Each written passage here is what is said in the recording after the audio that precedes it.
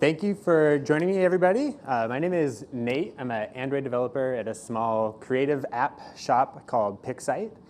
And we've been doing a lot of work on our team recently to try and improve our development processes at various stages, and really just trying to be able to spend more time focused on the interesting parts of the software development process, like thinking about high-level architecture and strategy and trying to learn from the code review process, as opposed to something where we get really bogged down in small details, things that can easily be automated by machines and that we just really don't need to waste time doing.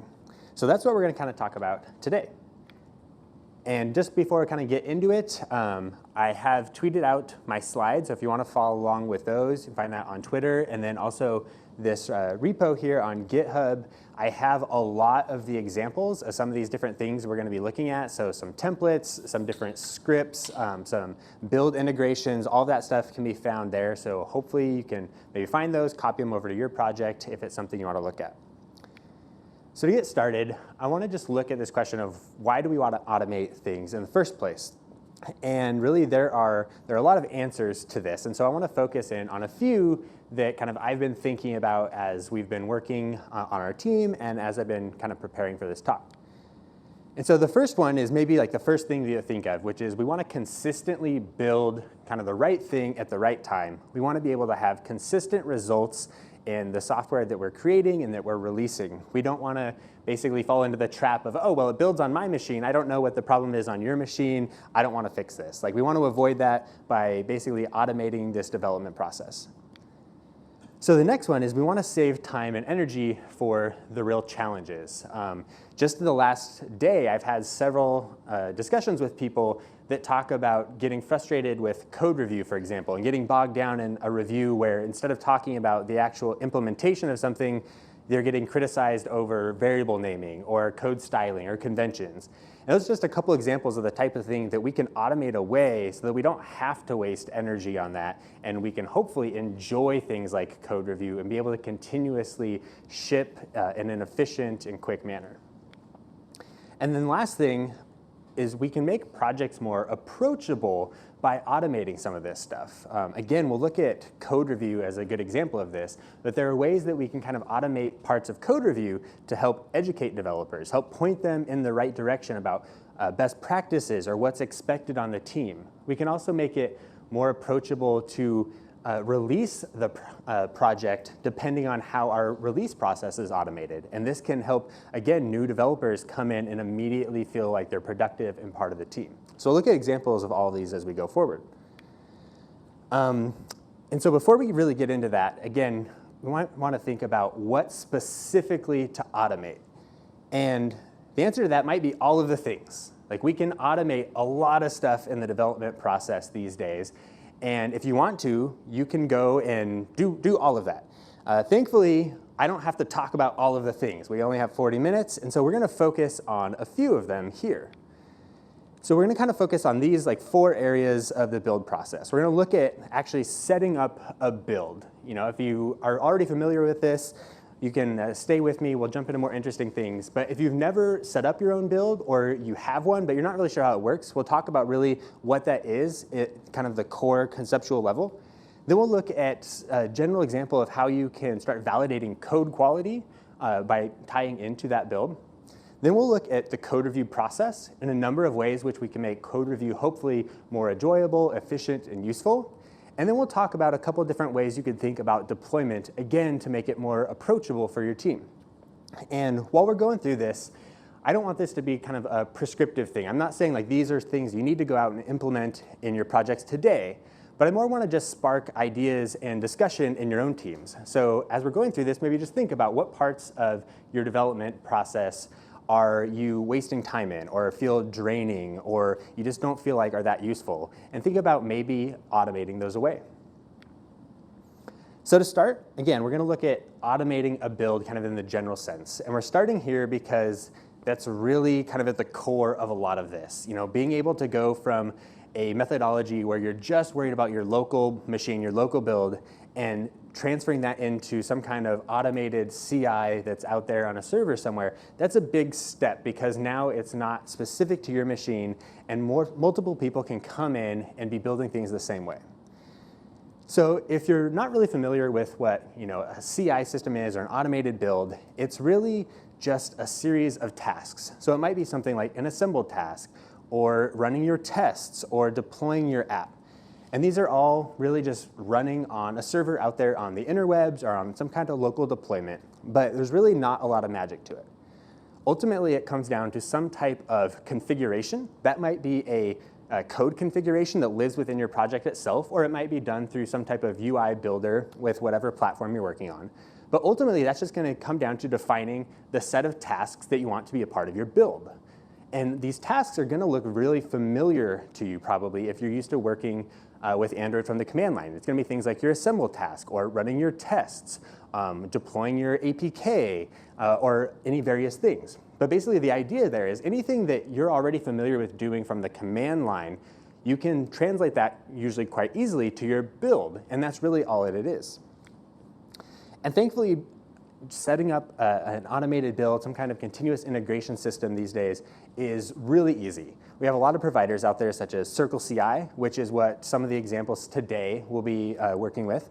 But there's also Bitrise, there's Google Cloud Build, there's CodeMagic if you're working with Flutter. GitHub now is getting into kind of the CI space. So there's a lot of easy ways to kind of get up and running with that.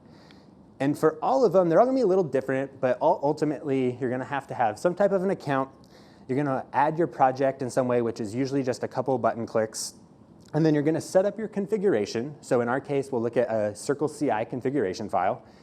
You're going to check that configuration into master and then start building. And so after that, anytime you push a commit or you create a pull request, you're going to start running these tasks. And that's where we can start to get the wins from these automated processes. So for CircleCI, it might look something like this. You'll have a file within your repo that is within the .circleci directory /config.yaml. And basically here we're just defining those tasks that we talked about. These are familiar tasks such as Android dependencies, test, assemble. And basically once we have these set up in the CI system, we will be able to see these as output. So in this case, you can see here that we've spun up the environment, we've run all these tasks, and we see exactly what we want. Everything is green. This means that everything is passing, our build is in a good state, and hopefully this means that all the code is working as expected. And that might be presented to us as developers like this. You have that integrated with GitHub or maybe GitLab, and in some type of way, you're going to see that status here and say all checks have passed. You can now merge this with some type of confidence that nothing's broken. Now, the real win comes from the opposite case, when things are actually broken, because now we're reporting this, we're seeing some kind of indicator of it, and we're not merging in code that is now broken. So we can prevent other people from grabbing that code and wondering, oh, why can't I move on with my day? This code doesn't run anymore. So we can surface that like this. So again, we've created a PR. We're now saying, oh, checks have failed. You need to go and fix this. And so that's a nice win right there. Just like that small step, we now have some kind of indication that something is wrong in our development workflow. However, there's still an issue here, and it's kind of subtle, but the merge pull request button here is actually still enabled. And so you probably don't want to allow the merging of code that is broken. That kind of defeats this whole process. So if you want to set this up kind of properly, you want to go into your GitHub settings and require status checks to pass before merging. So what this does is it basically requires the build to be in a successfully building state before you can actually go on and merge that code. And so this is kind of where the real win comes from, because now you can actually prevent breaking code changes be merged in, which helps prevent other people getting bogged down if something's broken. So that's kind of the overview of what kind of an automated build is in a nutshell. And again, it's kind of small, and it's probably a review for a lot of people that have done this before, but it's kind of that first big conceptual step towards being able to automate additional things in our process. And so that's what we're going to look at next.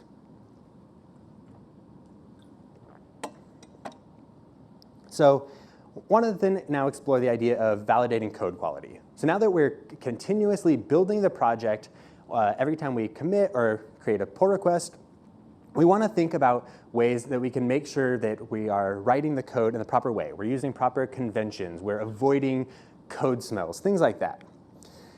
And so that can fall into a number of categories. That could be, running our tests to make sure that the logic is correct. That could be, again, like I mentioned, checking the code formatting with a tool like ktlint maybe. That could be running something like Android lint, or it could be running detect, for example, and checking for code smells. Let's say if you want to avoid writing functions that have 15 parameters to them, you could check that with detect. And really, you can do all that locally, but again, the real benefit of that is being able to do that in a repeatable fashion for everybody in the project. So we'll look at how we could do that and integrate that with this automated build we just set up. So really, for any of these tools, it's going to be very similar again. You're going to kind of add that tool to your project, configure it for whatever settings you want, and then integrate it with your build script. And we're going to look at an example of this with ktlint. So we can imagine we already have ktlint set up in your project, whether that's through one of the plugins or just as pure Gradle tasks. But theoretically, you can run ktlint check from the command line. So all we have to do then to integrate that with our build is add a new task to our build configuration. And again, with CircleCI, this is all it is. It's this 3 lines here where we define a new task, and then we give it the command, so which in this case is ktlint check -- continue. And what this will do is run ktlint check and report all of the errors to us within that build output. So now, if we push code that fails the ktlint check, we have maybe some weird indentation, we're using wildcard imports.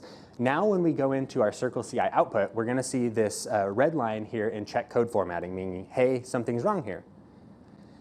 And so this is fine, like this is good. We're getting an indicator now that our build is maybe broken because we have invalid formatting. Or it could be because maybe the tests are broken if you're doing a test integration.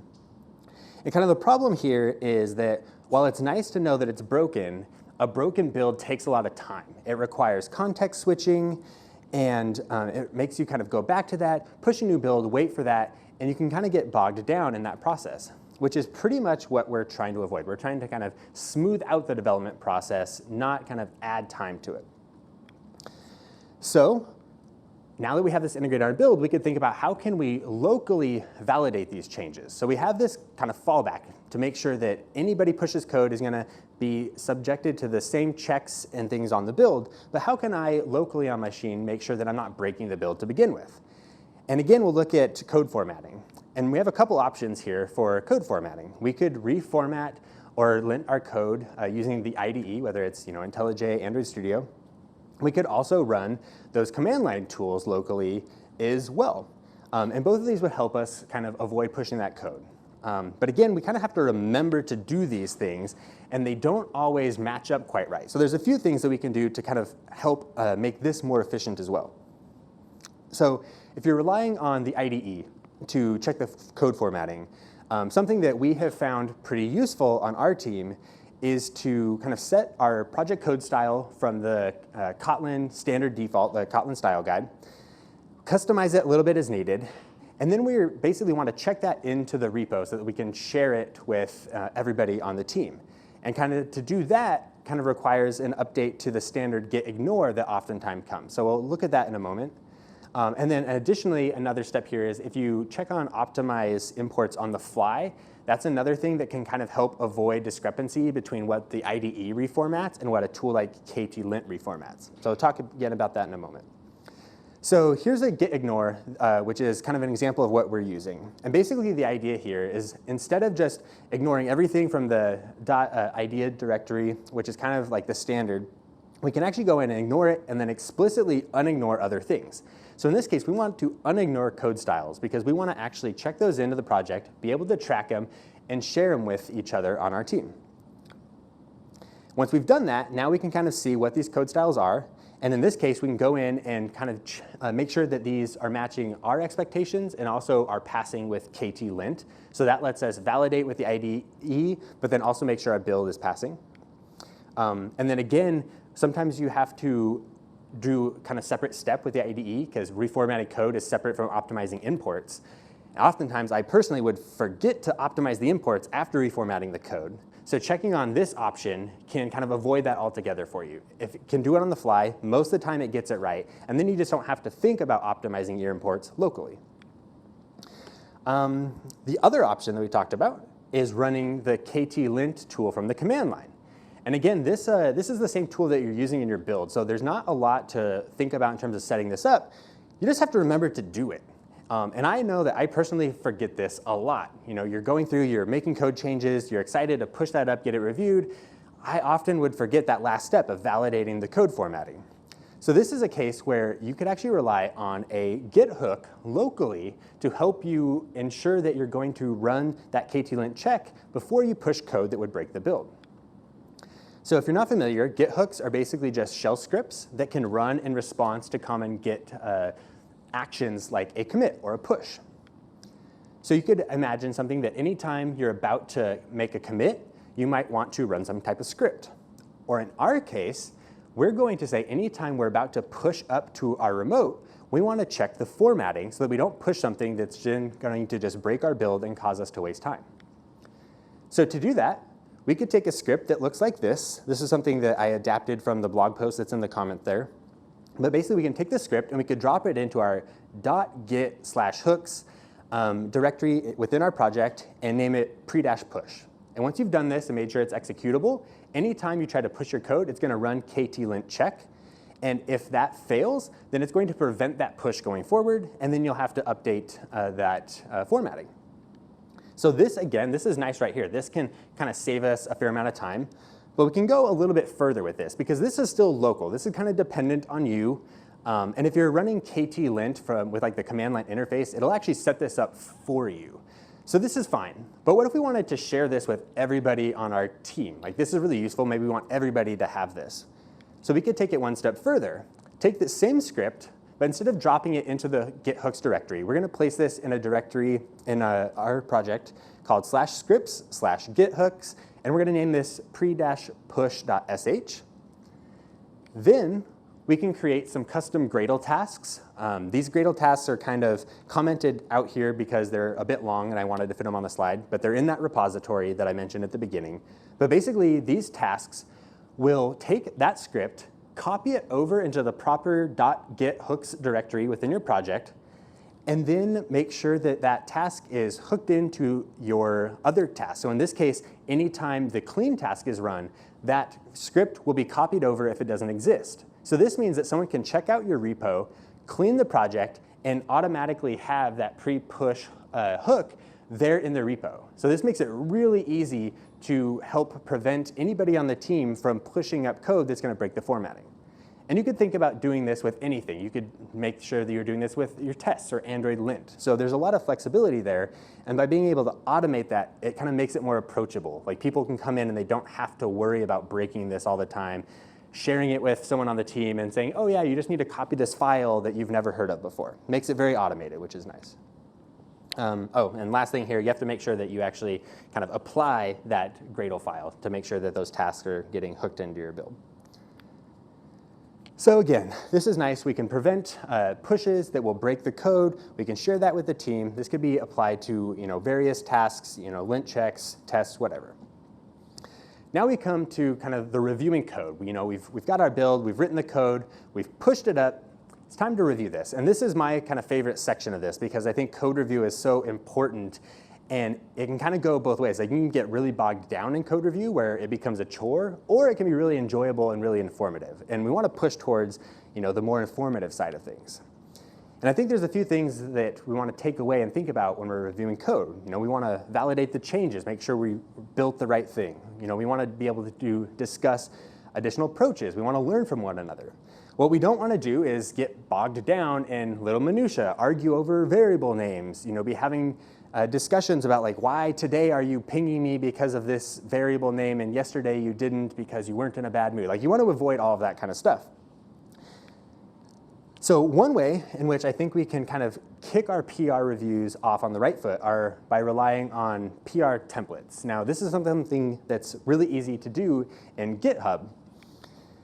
And what we want to avoid is a PR that looks like this. Like if I sit down to review a big PR and all I get in the description is like this one line that really doesn't tell me anything I'm automatically kind of less inclined to want to review this. Now I have to figure out what this does, what I'm supposed to be looking for. There's just no context here.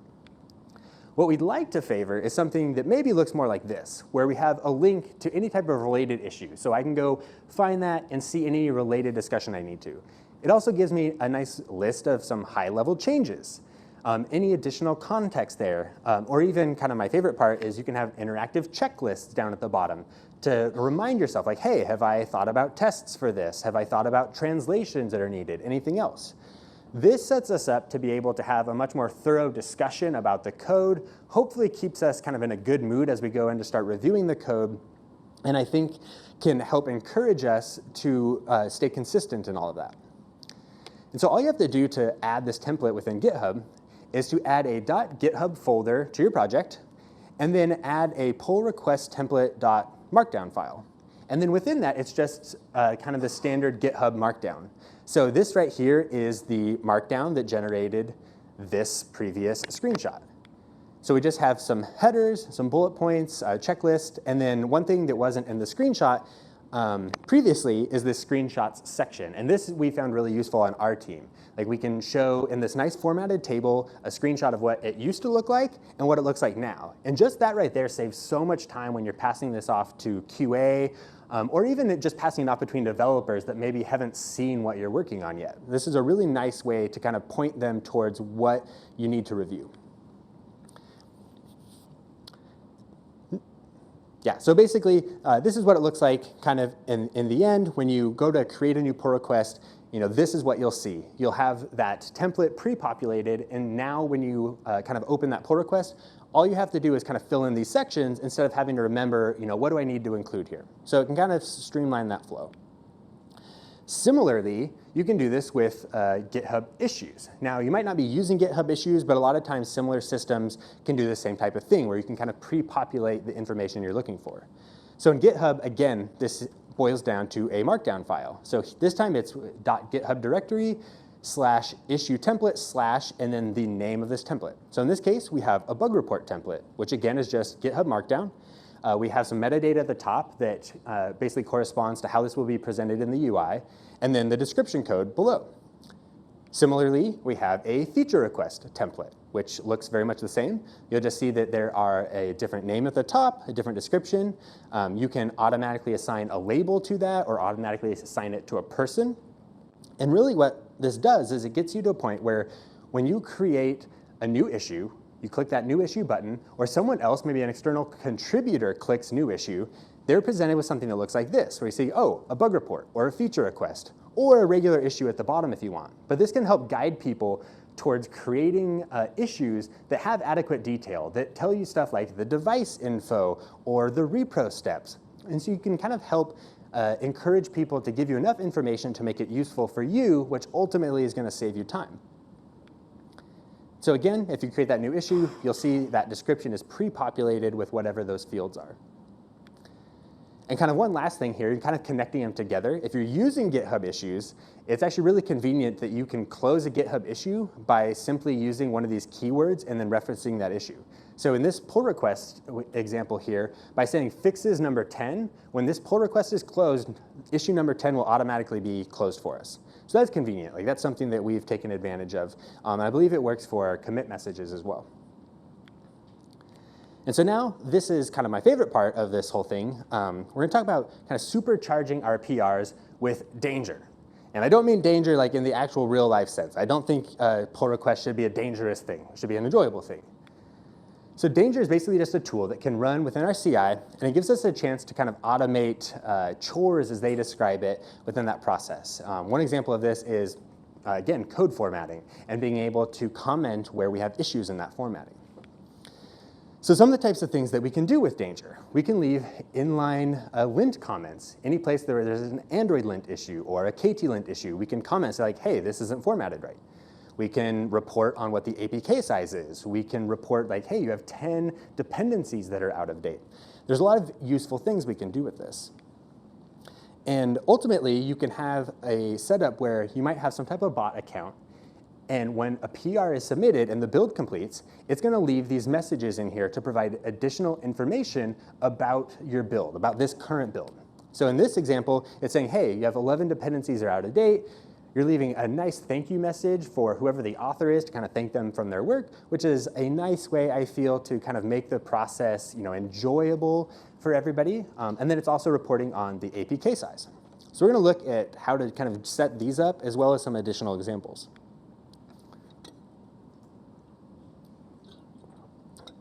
So there's a couple different ways to add danger to your project. The one we've been using, I've used a couple times, is with Ruby. It's quite easy to set up. To start, you basically need a gem file at the root level of your project. And if you don't have one, this is what you basically need to get started for danger. So you add this gem file. Then you locally will run bundle install, and then bundle exec danger init. This will bring up a nice command line interface that will walk you through the steps of how to kind of generate the token that GitHub will need to communicate with this. But it's quite simple. I think it took like 5-10 minutes to get this up and running when I did it. Once you have that, you want to kind of integrate this then with your build. So again, I've added 2 build tasks here to my CircleCI configuration. And this is basically just going to run on that gem file, make sure that everything is installed properly. And then after that, we're going to create a danger file. Now, the danger file is where we will actually define like what types of messages and checks we're going to report in our pull request. So to create this kind of nice thank you message to the author of your PR, all you need to do is add kind of this one line from the danger file here. You can use this message command and then a string. And you'll notice that you can access information about the PR. So in this case, we can access the author of the PR, get their username, and print that out. If we wanted to do something with a little bit more logic behind it, we could add a warning here if the title doesn't include a certain string. So in this case, we're saying if the title of this PR includes this kind of a bracket, WIP, close bracket, indicating a work in progress, we could leave a message saying like, hey, this PR is a work in progress. You don't need to review this right now. And you could put whatever you wanted up there in that message. So again, this could be a useful thing. You could also have a check that just says like, hey, if this PR has an empty title or it's too short, you could warn and encourage them to give you more useful information there. We noticed before we were showing you the APK size. And again, all this is taking the APK that's generated through the build process, which we saw before with our assemble task, basically pointing to that APK and then grabbing that file size and reporting that out as a simple message once again. And this is like a very small thing, but actually if you're trying to track your APK size over time, unless you're very good about remembering to go and check that size, sometimes it grows without you really noticing it. And just having this one line in our PRs has really helped us be able to notice when it changes even a little bit, because we're seeing it on every single PR every single day. And this is definitely something like we wouldn't be doing if it wasn't automated for us. Excuse me. So here, another example. We talked about before wanting to make sure we are encouraging enough information in our pull request so we can kind of set people up to be successful in reviewing this code. One way to do that is to make sure they're providing a useful description. So here we could check that the description is of some arbitrary significant length that we feel is useful, and again, report some type of warning if it's not. So in this case, if the message is less than 20 characters, we can say like, hey, you need to provide us a more useful message. And you might want to be careful with the wording here and be pretty positive, encouraging. You don't want to say, hey, this is bad, give us a better message. But again, you can kind of push people towards best practices. This is another useful one. So we're using this Gradle versions plugin in our project, which basically will give you a Gradle task that basically just says, hey, you have this many dependencies that have different versions available. This is what that new version is. And we have that integrated with our build so that we have that output file as a build artifact. We can then leverage that from danger using something like this. We basically are just parsing that file and getting the line count for the number of dependencies we have there. And then we're doing some nice formatting here where we say, all right, if there's more than 10 out-of-date dependencies, we're going to just print this as a single line like we saw in the previous screenshot. Otherwise, we'll print out all the examples and the actual new dependency version. So what that looks like is something like this, if again you have more than your threshold. So again, it's just a nice subtle warning to say, hey, we have some dependencies, you might want to look at this soon. And then the other example, in this case, have a surprising number of dependencies that are out of date when you create a default like Android Studio project these days. This is literally just a default project, already have like 12 dependencies out of date. But again, you can kind of see what this looks like and keep track of kind of that metric within your project. And then this last one, this one's my favorite. Instead of failing your build if you have code formatting errors, which is nice in the sense that it prevents you from getting things too out of date in your project and from pushing stuff that doesn't meet your rules. You could instead not fail your build and instead report each of those issues as inline comments as if someone had gone through and reviewed the code. So to do that, and to do that with any other type of thing that generates a check style file, we can add to our gem file this danger check style format kind of plugin here that knows how to parse that and add inline comments. We can then point that to kind of this output file. So in our case, we have this single check style output from ktlint from our one module. So we just point it directly to that. If you had a multi-module project or multiple tools, you'd want to combine them in some way. But ultimately, what that gets you is PR comments that look like this, where you have an inline comment on a specific linting issue. It tells you what exactly that issue is and where to fix it. And this is really, really convenient because without this, if you fail because of a linting issue, for example, or maybe because of a failing test, you might have to go from your PR, click into your CI system, so in my case, a lot of times, CircleCI, go into the logs, parse through all the logs, and figure out, all right, these lines were broken. This is so much faster. You can just immediately see the PR, scan it, go format those files, and move on with your day. So this is really, really powerful, and I think could be leveraged in other ways, which hopefully we'll get to explore and maybe share next time I give this talk. One caveat with this is if you have a bunch of linting errors, whether it's Android lint, ktlint, whatever, you don't want to have inline comments for all of those if you only touched one file, because it's out of scope of that PR. You don't want to be on the hook for fixing those. That's going to bog you way down. So if you add this to the top of your danger file, it'll basically just ignore any type of output that's not within the scope of the current PR. So this is huge if you're going to do anything with kind of these inline comments.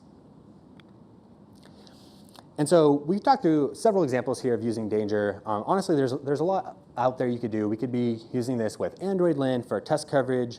I want to see us use this for string translations to warn if we've touched one of the string files but didn't update the corresponding translation files. I've also seen examples out there of not just reporting the APK size, but actually reporting the percentage of change from one build to the other. I think that could be really useful. So there's a lot out there, and I would encourage you to kind of play with it, and if you come up with something cool, share it out so we can hopefully all take advantage of that. So now we've reviewed the code, everything's looking good, we want to deploy this. And so when we think about deploying, there's a number of different ways we go about this. Maybe you have a daily build set up, maybe you have a scheduled build set up, whether maybe that's twice a week, it builds and releases whatever that is. It could be a triggered build, maybe that's you're manually triggering that through some type of integration with like Slack or Basecamp, or maybe it's just triggered based on a merge to a particular branch. Or you could go with the YOLO method, where you just ad hoc build from your local machine, build from wherever, load that. I don't recommend it. I've worked that way before. It's not a good idea. So we're going to look at kind of this idea of a triggered build, because this is what we're using. I think it's pretty effective. So basically, we can think of this idea of customizing our build based on different triggers. And so for us, that looks like anytime we merge to develop, we automatically distribute a debug test build to our kind of internal testing group. And similarly, anytime we merge to master, we publish our release APK to kind of the internal test track in the Play Store. So this makes it really, really easy to distribute builds. Like day one, when I came into my new role, like I could merge code and basically send that out to testers, send that out to the Play Store. It makes it very, very approachable to understand how to basically release your project. And really, there's not a lot to this. So this is where we kind of will abandon CircleCI for the moment. This is what we're using, which is Google Cloud Build. But really kind of the key thing here is that when we merge into the develop branch, we are running our Crashlytics upload distribution debug command. So basically, the idea here is that with whatever system you're using, you could customize it to say, I'm going to run this specific task when I'm merging into this specific branch. So you can kind of customize how you want to deal with that depending on those customization rules. And in this case, we kind of take this a step further, and not only do we kind of automate the release to our testers, but we also automate the release notes for that. And the way we're doing that is kind of with these Gradle tasks here that basically just do a git log and look at the commits between master and the branch, or the develop branch that we're pushing out. And because we do a lot of squash and merge, we end up with pieces of work with one very descriptive commit or a couple very descriptive. So it's very easy for our testers then to open up kind of the beta by Crashlytics app and see, all right, here are these 5 new commits, and they do very specific things, and they can understand what has been added and what they need to test. So that's just like another thing. Instead of having to remember to go and update your release notes, whether it's for test versions or release versions, maybe you can think of a useful way to automate that away. And now kind of similarly, anytime we merge into master, we run our publish release APA task. And so that task is relying on the Gradle Play Publisher plugin. You could also rely on something like Fastlane if you wanted. But the idea here is just it's automating this process of taking your APK and uploading it to the Play Store with any associated metadata. So for us, we have all of our metadata living within the project, like website, screenshots, all that stuff. So it's very easy for us to come in, edit that stuff from day one, merge into master, and deploy our app. It doesn't matter who's on the team. Pretty much everyone knows how to merge. So there's not this case where, oh, the person that knows how to do this is out, so we can't release this week. So with all of that, we'll come back to this idea of there's so many small little things we do in our development process at all the different phases, and there's lots of ways to kind of smooth those out, to automate them, to make them easier for new developers in our team to handle or just not even have to think about. And you can do this whether it's with the build itself. If you don't have a build, setting one up right there is a huge win. Think about different ways of enforcing the code quality. You can make code review hopefully more enjoyable, less tedious. And then there's different ways that you can make deployment easier as well. So again, I'll just leave you with this idea of, where are you losing time in your development process? What types of tasks just seem really draining and you find yourself wanting to avoid? And just think about, can I automate this? And so one more time, I mentioned the repo here. This has pretty much all the examples except the deployment steps there, because I haven't ported that idea over yet. There's also a bunch of links here to resources that kind of impacted this talk. And with that, if you want to talk some more, say hi. You can find me online, N8 Ebel, on pretty much all of the social medias. Love to say hi and chat. And with that, thank you.